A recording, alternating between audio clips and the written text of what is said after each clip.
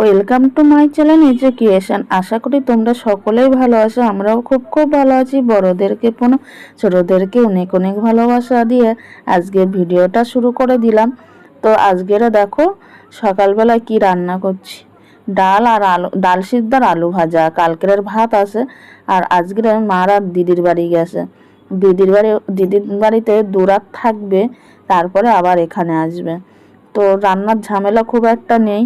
তো সকাল সকাল দেখো ভাত আছে, মানে কালকের কিছুটা ভাত বেঁচে গেছিলো, কিছুটা বলতে অনেকটাই, দেখো দেখতেই পাচ্ছ। তো আজকের একটু রান্নার ফাঁকি দিচ্ছি, মানে আলু ভাজা আর ডাল সিদ্ধ সকালবেলা ওই করেছিলাম।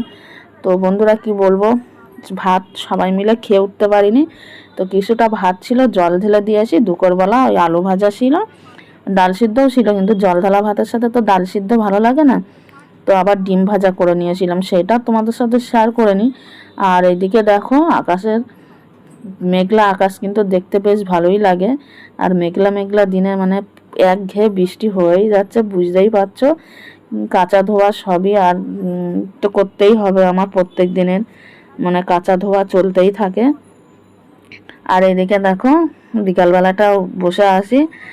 আর আজকের জন্য তো যেহেতু দুপুরবেলা একটু পান্তা ভাত খেয়েছি, আর এই বর্ষার দিনে পান্তা ভাত খেতে ভালো লাগে না। কিন্তু কি করব বন্ধুরা, কতগুলো ভাত ফেলে দেবো বলো তোমরা? ফেলতে মায়া লাগে না? কত কষ্ট করে কিন্তু ইনকাম করে তারপর কিন্তু চালটা কিনতে হচ্ছে। আর মা লক্ষ্মী মানে তো চাল ভাত, বুঝতেই পারছো। মা লক্ষ্মীকে অপমান করাটা খুবই অসম্মানজনক। তো ছেলেও খেয়ে নিয়েছে। ও আমার ছেলের কোনো ব্যাপার না, ও ডিম ভাজা হলে পান্তা বলো আর যাই বলো ও ঠিক খেয়ে নেবে। ডিম ভাজা আর ওই কুচি আলু ভাজা খুব ভালো খায়। আর আমার ছেলের এমনিতেই খাবার নিয়ে কোনো ঝামেলা নেই, যাই হোক হলেই হলো। তো দেখো আমি সেই সকালের ডাল সিদ্ধ ছিল, আর এখন কিন্তু সন্ধ্যার সময় বন্ধুরা। তো শুভ সন্ধ্যা জানানো হয়নি তোমাদের, জানো তো। তো শুভ সন্ধ্যা জানিয়ে সন্ধ্যা দিয়ে আবার একটা ভিডিও মানে শুরু করলাম। সারাদিনে আর তোমাদের সাথে একটু মেঘলা আকাশ দেখিয়েছিলাম, আর কোনো ভিডিও করিনি। আর এখন চলে এসেছি রান্না করতে, যেহেতু সারাদিন রান্নাটা হয়নি। ডাল সিদ্ধটা করা ছিল, তো সেটা এখন সম্বরা দিয়ে দিচ্ছি। আর কি রান্না করবো বলো তো, কয়েকটা গাঁটি অনেক দিন ধরেই ছিল, সেই গাঁটি সিদ্ধ করেছিলাম। আর কয়েকটা রাখা ছিল, তো গাঁটিগুলো নষ্ট হয়ে যাচ্ছে। তো ঘরের চিংড়ি মাছ আছে, তো ভাবলাম আলু বেশি দিয়ে এই গাঁটি কটা দিয়ে একটু চিংড়ি মাছ দিয়ে কষা কষা মতন রান্না করি। ডালের পাতে কিন্তু বেশ খারাপ লাগবে না, ভালোই লাগবে। ডাল যে খাবে খাবে। আর ডাল তো আমার বরের খুব প্রিয়। ওর গাঁটি কচু চিংড়ি মাছ না দিলেও ও ডাল দিয়ে কিন্তু এক থালা ভাত খেয়ে নেয়। আর আমার আবার ডাল অতটা ভালো লাগে না, আমার সিদ্ধটাই ভালো লাগে। ডাল সম্বরা দিয়ে অতটা ভালো লাগে না, তাও ঘন করে করলে কিন্তু বেশ ভালোই লাগে। এটাই হচ্ছে বড় কথা। তো আর গাঁটি চিংড়ি মাছ দিয়ে রান্না হচ্ছে মানে আমার আর কিছু লাগবে না। গাঁটিটা আমার খুব ভালো লাগে। আর তো চিংড়ি মাছ তো কোনো কথাই নেই। আর ওইদিকে ছোট্ট হাঁড়িতে করে ভাত বসিয়ে দিয়েছি, যেহেতু আমি ছেলে আর ওর বাবা খাবো, তিনজন। মা বাবা তো দিদির ওখানে খাবে। তো দেখতেই পাচ্ছ যে বাড়িতে কেউ আসলে যদি তারা না খায়, তো সত্যি কিন্তু আলিশ লেগে যায় রান্না বান্না। ওই জন্য সারাদিনে ওরা যদি থাকতো ঠিক ভাতগুলো উঠে যেত, আর আমার সারাদিনে রান্নাটাও কিন্তু হয়ে যেত। তো আমি এখন ওই গাঁটি কচুটা, ডালটা নামিয়ে গাঁটি কচুটা রান্না করছি। চিংড়ি মাছটা ভেজে তুলে নিয়েছি আগে, নিয়ে তারপরে কিন্তু রান্নাটা করছি গাঁটি কচু। আর গাঁটি কচু কে কে ভালো খাও কমেন্টে জানিও, ঠিক আছে? আমার কিন্তু বেশ ভালোই লাগে। ও সরি, তোমাদেরকে আমি চিংড়ি মাছগুলো এখন ভেজে তুলছি। কি বলো তো, অনেক দিন হয়ে গেছে তো ভিডিওগুলো, ওর জন্য না কোনটা কি স্টেপ আমি সব ভুলে গেছি। তাও তো এগুলো আমি সাজিয়ে সাজিয়ে রেখেছিলাম বলে। এরপরে জানি না কি হবে। এরপরের ভিডিওগুলো অনেক দিনের ভিডিও হয়ে যাচ্ছে, তো ঠিক ইয়ে করে বসাতে না খুব মুশকিল হয়ে যাবে। আর ফোনে তো পুরো জমে আসে, ফোনে আর কোনো ভিডিওই করতে পারছি না। এইগুলো যত সময় না সারতে পারছি, আর ভিডিওগুলো না মানে ভিডিও করতে পারছি না। তো আগে এই ভিডিওগুলো সেরে নিই, তারপরে আবার ভিডিও শুরু করব।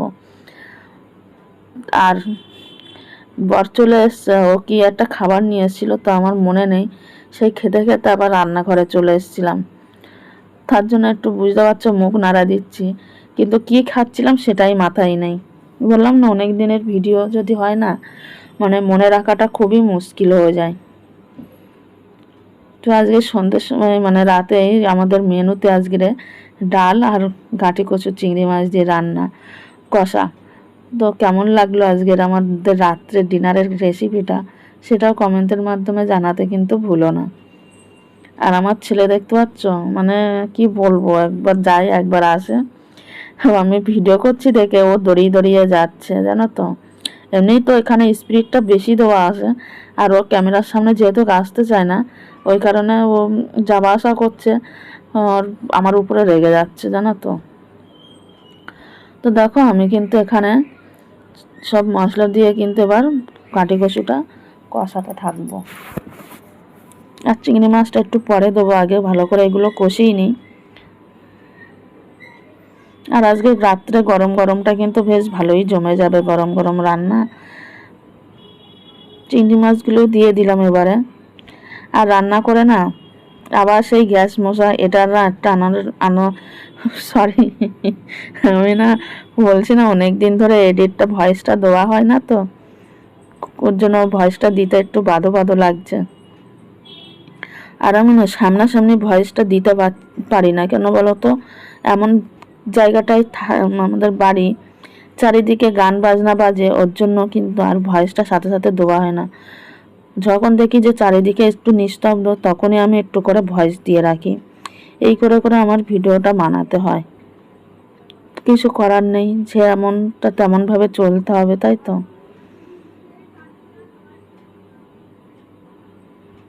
তো দেখো আমার রান্নাটা পুরো কমপ্লিট হয়ে গেছে। এবারে আমার যেটা রুটিন, রান্না হয়ে গেলে রান্নাঘরটাকে একদম সুন্দরভাবে পরিষ্কার করে রাখা। এর আগের ভিডিওতেও বলেছি কিন্তু আমি, যে রান্নাঘর যদি সুন্দরভাবে পরিষ্কার করে রাখা হয়, এর মতন অনুভূতি এর অনুভূতি অন্যরকম লাগে। কেউ কিন্তু আগে ঢুকেই কিন্তু রান্নাঘরটা আমার, তো সবাই ঢুকে যদি দেখে রান্নাঘরটা নোংরা হয়ে আসে, তাহলে কিন্তু সবাই একটু কেমন অসন্তুষ্ট হবে। লোকে হওয়ার থেকে আমারই কেমন একটা লাগবে, রান্নাঘরটা এরকম অবস্থা হয়ে আসে। সে এসে দেখলো কেমন একটা লাগছে, ব্যাপারটা একটা নিজেকেই একটা কেমন লাগবে, তাই না। ওই কারণে দেখো আমি বাসন মাজি না মাজি তো আগে সবার আগে রান্নাঘরটা আমি পরিষ্কার করে নিয়ে তারপরে বাসন মাজতে যাই। এবার বাসন মাজতে ভালো লাগলে গেলাম, না লাগলে পরে করলাম, এরকম একটা ব্যাপার। কিন্তু রান্নাঘরটা আমার আগেই পরিষ্কার করে রাখতে হবে। তো আমি এবার পরিষ্কার করে নিই। আর আমার রান্নার পরে না গ্যাস মুছতে, রান্নাঘর পরিষ্কার করতে কিন্তু খুব ভালো লাগে। অনেকে দেখবে এই রান্নার পরে রান্নাঘরটা পরিষ্কার পরিচ্ছন্ন রাখাটা অনেকের কাছে একটা আলিস্যে ভাব চলে আসে।